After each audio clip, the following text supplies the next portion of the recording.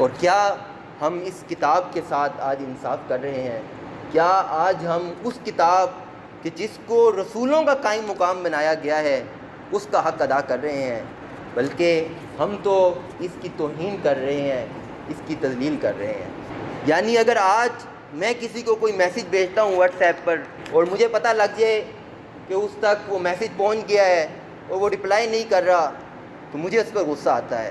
اور اس سے آگے اگر مجھے یہ معلوم ہو جائے کہ اس تک پہنچ گیا ہے لیکن 10 گھنٹے ہو گئے ہیں اس سے پڑھنے کی بھی توفیق نہ ہوئی، تو اس کو میں اپنی توہین اور اپنی تذلیل سمجھتا ہوں۔ اور آج اللہ کی کتاب ہمارے درمیان موجود ہے اور ہم اس کی روشنی سے، اس کی آبیاری سے محروم ہیں۔ وقال الرسول یا ربی ان قوم اتخذوا هذا القرآن مہجورا۔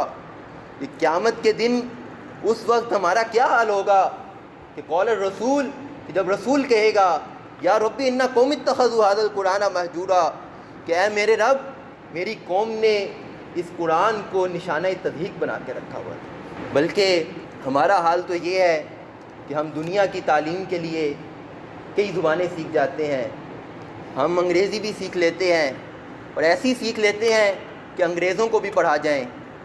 ہمارے جوان ایک ڈراموں اور کارٹونوں کے پیچھے ترکش اور جاپانیز سیکھ لیتے ہیں، مگر ہم اللہ کا پیغام سمجھنے کے لیے عربی نہیں سیکھ سکتے۔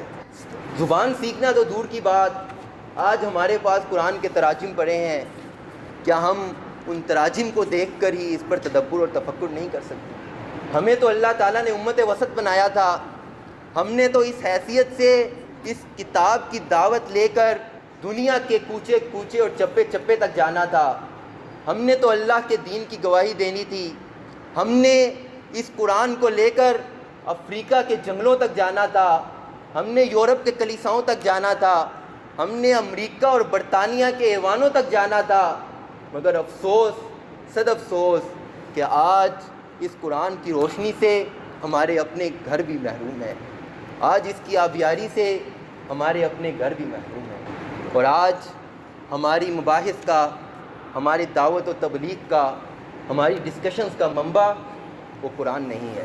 یہی وجہ ہے کہ ہماری نئی نسل، ہمارے جوان اسلام کی اساسیات کے بارے میں بھی مشتبہ ہیں، اور ہم اس بات پہ جھگڑ رہے ہیں کہ تراویح 8 ہونی چاہیے یا 20 ہونی چاہیے۔ ان کو اسلام کی بنیادیات کا بھی نہیں معلوم، اور ہمارے مباحث یہ ہیں کہ ہم نے ہاتھ ادھر باندھنے ہیں یا ادھر باندھنے ہیں۔ ہماری ترجیحات وہ موضوعات ہیں کہ جن کو قرآن نے اہمیت نہیں دی، اور ہم نے کیونکہ اس کتاب کو اپنے پس پوش ڈال دیا ہے، اپنی ہدایت کا مرکز اس کو نہیں بنایا، یہی وجہ ہے کہ آج ہم مختلف مشکلات میں اور طرح طرح کی مصیبتوں میں گرفتار ہیں۔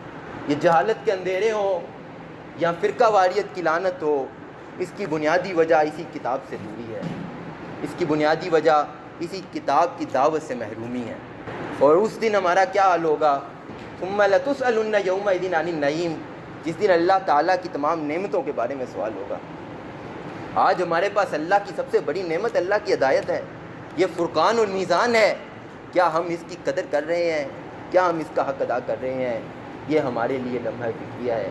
آئیں آج ہم یہ تہیہ لے کر اٹھیں، آج ہم یہ فیصلہ کر کے اٹھیں کہ ہم اس قرآن کا حق ادا کرنے کی کوشش کریں گے، اس کو اپنی ہدایت کا منبع بنائیں گے، اس کی بینات سے استفادہ حاصل کریں گے، اور اس کے ان آفاق و انفس کے دلائل کو لے کر اٹھیں گے اور دوسری اقوام تک بھی جائیں گے اور اس قرآن کی دعوت کو آگے پہنچائیں گے، اور اسی کو یہ حیثیت دیں گے کہ اس کے اوپر تمام حق و باطل کو پرکھا جائے، اس کو فرقان اور میزان کی حیثیت سے دنیا کے سامنے بھی پیش کیا جائے، اور اپنے مسائل کے لیے بھی اسی کو فرقان اور میزان سمجھا جائے۔